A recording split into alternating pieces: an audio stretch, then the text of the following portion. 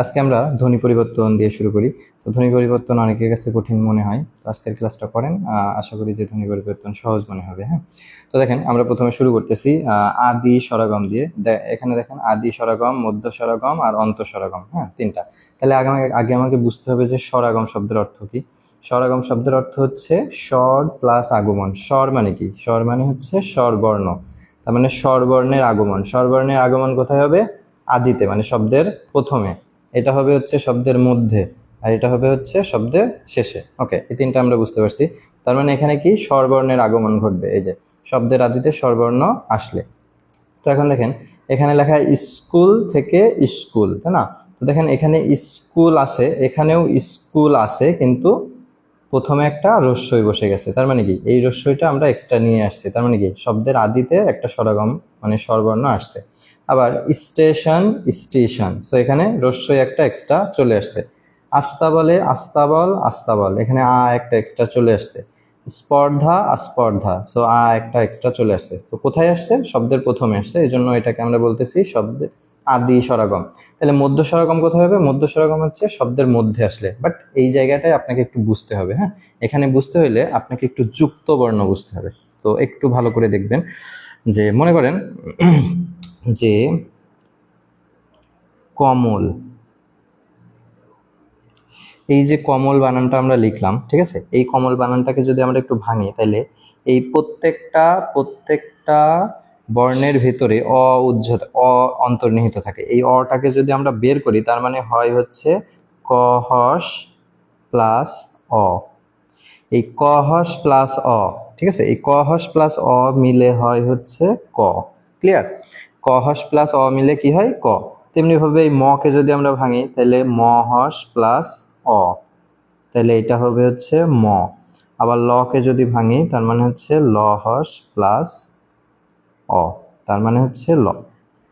এটা হচ্ছে মানে সিম্পল সিম্পল হচ্ছে বর্ণের ক্ষেত্রে, কিন্তু যুক্ত বর্ণের ক্ষেত্রে আবার একটু আলাদা। ভালো করে দেখেন, এই জন্যই এটা বোঝানোর জন্য ট্রাই করতেছি। যুক্ত বর্ণ, যদি যুক্ত বর্ণ হয় তাহলে কি হবে? মনে করেন আমি লিখলাম কান্তা, কান্তা, তাই না? তাহলে কান্তাকে যদি আমি ভাঙি, তাহলে কি হবে? ক প্লাস আকার আছে, তাই না? ক প্লাস আকার আছে, তারপরে আসলে কি আছে? এই যে দন্তের নয় ত, ভালো করে দেখেন, দন্তন নয় ত। এই দন্তন নয় তকে যদি আমি ভাঙি, এখানে আসবে হচ্ছে দন্তন্য রস, দন্তন্য হস প্লাস ত। এবার বুঝলেন? দন্তন্য হস প্লাস ত। তো যখন যুক্ত বর্ণ হবে, তখন উপরে যেটা থাকবে সেটার সাথে হস যুক্ত হবে। আর যেমন মনে করেন যে ওই যে আমরা ক্ষয় মধ্যাংশ লিখি না? ক্ষয় মধ্যাংশকে আমরা কি বলি? ক হস প্লাস কি মূর্ধন্য ষ, তাই না? ক হস প্লাস মূর্ধন্য ষ, তার মানে কি প্রথমটার সাথে ক হস, তেমনিভাবে যুক্ত বর্ণের প্রথমটার সাথে হস বসে। ক্লিয়ার? তো এতটুকু যদি বুঝতে পারেন, তাইলে দেখেন এখানে কিন্তু এই হসের মধ্যে আর অ নাই, ঠিক আছে? যেহেতু এটা যুক্ত বর্ণ, তাই এটা শুধু হস।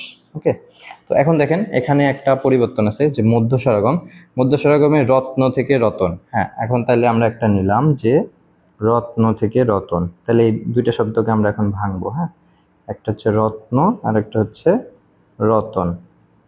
তো দেখেন দুইটা শব্দকে ভাঙি, আগে আমরা হচ্ছে রত্নকে ভাঙি। তো রত্নকে যদি আমরা ভাঙি, তার মানে কি পাওয়া যাবে? এখানে একটা র আছে, র আছে, প্লাস যেহেতু এটা যুক্ত বর্ণ, তার মানে এটা কি হবে? ত হস আছে প্লাস দন্তন্য আছে, তাই না? এইটুকু সমান কি আছে? এইটুকু সমান হচ্ছে রত্ন, রত্ন। আচ্ছা, এবার রতন ভাঙি আমরা। রতন ভাঙলে কি হবে বলেন তো? আচ্ছা, ভালো করে দেখেন, এখানেও র আছে, এখানেও র আছে, তার মানে আমি কাটতে পারবো, তাই আমি এটা রয় রেখে দিলাম, ঠিক আছে?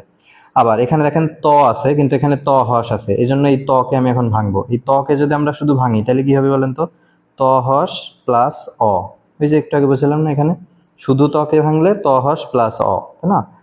প্লাস এখানেও যেহেতু দন্তন্য আছে, এখানেও যেহেতু দন্তন্য আছে, এখানেও দন্তন্য আছে, তাই আমরা কাটাকাটির জন্য রেখে দিলাম যে এখানেও দন্তন্য আছে। এবার দেখেন কাটাকাটি করব, যে এখানেও র আছে, এখানেও র আছে, দেখেন এখানেও ত হস আছে, এখানে ত হস ছিল বলে এই তকে আমি ভাঙছি, ত হস প্লাস অ।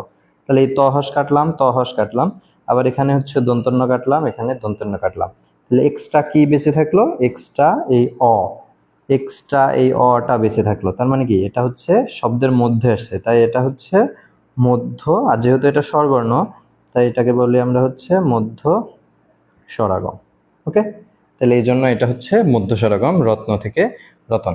আবার ঠিক এমনিভাবে আপনি যদি ক্লিপ থেকে ক্লিপ করেন, মুক্তা থেকে মুকুতা করেন, মূরক থেকে মূরক করেন, যেমন দেখেন আমরা যদি আবার এই মূরক থেকে মূরক করি তাহলে কি হবে? মূরগ থেকে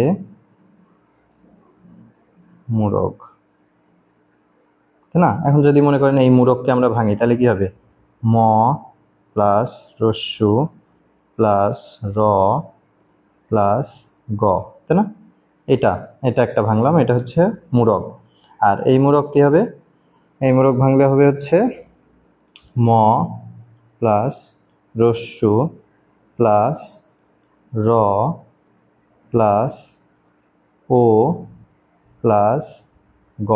ঠিক আছে, ঠিক আছে না সব? ওকে, এবার কাটাকাটি করেন।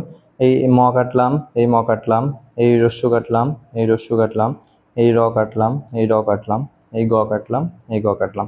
তার মানে একটা ও হচ্ছে শব্দের মধ্যে চলে আসছে, তার মানে এটা হচ্ছে মধ্য স্বরাগম, মধ্য স্বরাগম। ওকে, তাহলে এটা হচ্ছে মধ্যে আসছে। ঠিক তেমনিভাবে যখন আমরা অন্তঃস্বরাগম করব, তার মানে কি? এটা শব্দের লাস্টে আসবে। দেখেন দিশ, দিশ থেকে দিশা, তার মানে শব্দের লাস্টে আকার আসছে। পোক্ত থেকে পোক্ত, এই যে ত আসছে না, এখানে দেখেন ত হর্ষ ছিল আর এখানে কিন্তু ত আছে। ত মানে কি? ত প্লাস অ আছে, তার মানে এখানে অ আসছে লাস্টে। এই যে বেঞ্চ থেকে বেঞ্চি, তার মানে এই যে লাস্টে রস্যই আসছে। ওকে, সো এগুলোকে আমরা বলি হচ্ছে অন্তঃস্বরাগম।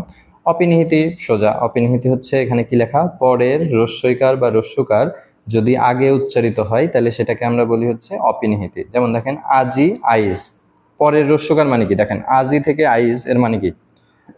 দেখেন আমরা যদি এখানে ভাঙি যে আজি থেকে আইজ,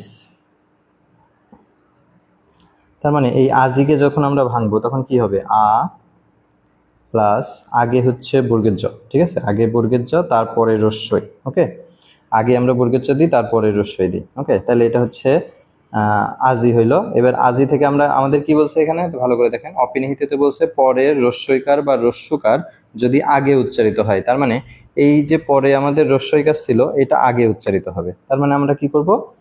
এই আ এর পরেই আমরা রস্যই নিয়ে যাব, তারপরে বর্গের জ দিব।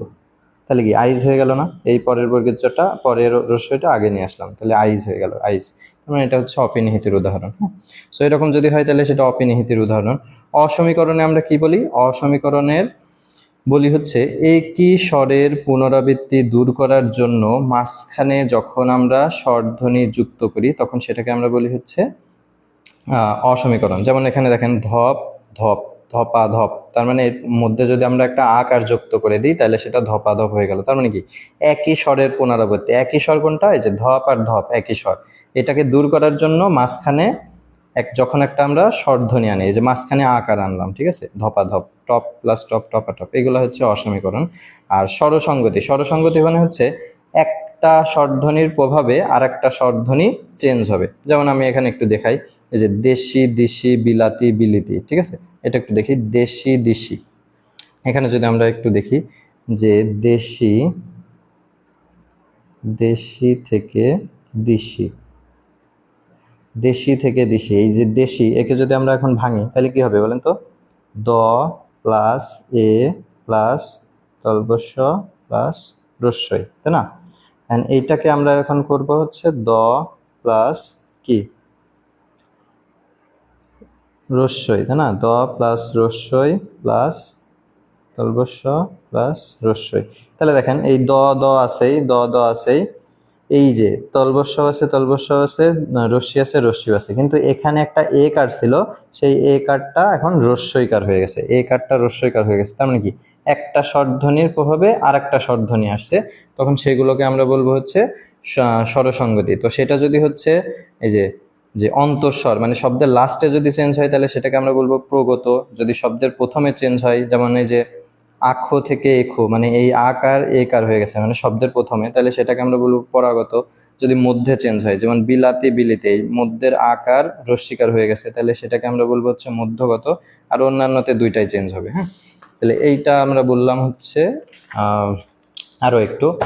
আচ্ছা, সব তো আসলে একদিনের এক ভিডিওতে কমপ্লিট করা সম্ভব না।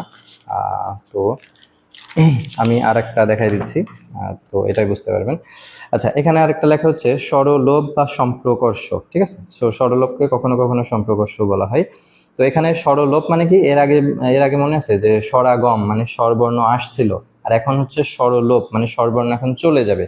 তো সেটা যদি আদি থেকে চলে যায় তাহলে সেটা হচ্ছে আদি স্বরলোপ, যদি মধ্য মধ্য থেকে চলে যায় তাহলে হচ্ছে মধ্য স্বরলোপ, যদি লাস্টের থেকে চলে যায় তাহলে সেটা অন্ত স্বরলোপ। তাহলে আদি স্বরলোপ দেখেন, অলাবু থেকে লাউ বা লাবু, তার মানে কি অ চলে গেছে। উদ্ধার থেকে শুধু ধার, তার মানে রস্যু চলে গেছে, তার মানে কি এটা আদি স্বরলোপ। সো মধ্য স্বরলোপটা আমরা একটু বুঝতে হবে। এখানে দেখেন অগুরু থেকে অগ্রু, তো অগুরু থেকে অগ্রু যদি আমরা একটু করি তাহলে অ গুরু থেকে অগুরু। তো অগুরুকে যদি আপনি ভাঙেন তাহলে কি আসবে, অ প্লাস গ প্লাস রস্যু প্লাস র প্লাস রস্যু, তাই না? এটা হচ্ছে অগুরু। আর অগ্রুকে ভাঙলে কি আসবে, অ প্লাস গ প্লাস এটা কি র ফলা, তাই না? এটা হচ্ছে র ফলা আর কি, এক কথায় র ফলা প্লাস রস্যু। তার মানে এটাকে র ফলা বা র আমরা বলতে পারি। তো অ গেল, গ গেল, গ গেল, এই যে লাস্টের রস্যু গেল, লাস্টের রস্যু গেল, এই র গেল আর বা র ফলা গেল। তার মানে কি এর মাঝে যে একটা রস্যু ছিল, এই মাঝে যে একটা রস্যু ছিল, এই রস্যু কিন্তু আর এখানে নাই। তার মানে কি রস্যুটা চলে গেছে, তার মানে এটাকে আমি বলতে পারি এটা হচ্ছে স্বরলোপ, মানে এখন স্বরবর্ণ চলে গেছে। সো এটাকে আমি এখন বলবো স্বরলোপ। হ্যাঁ, সো এরকম আরো বাকিগুলো সহজ, ধ্বনি বিপর্যয়, সমীভবন, বিষমীভবন, দ্বিত্ব ব্যঞ্জন, এগুলো মোটামুটি সহজ, এগুলো দেখলেই বুঝবেন। ঠিক আছে, থ্যাংক ইউ।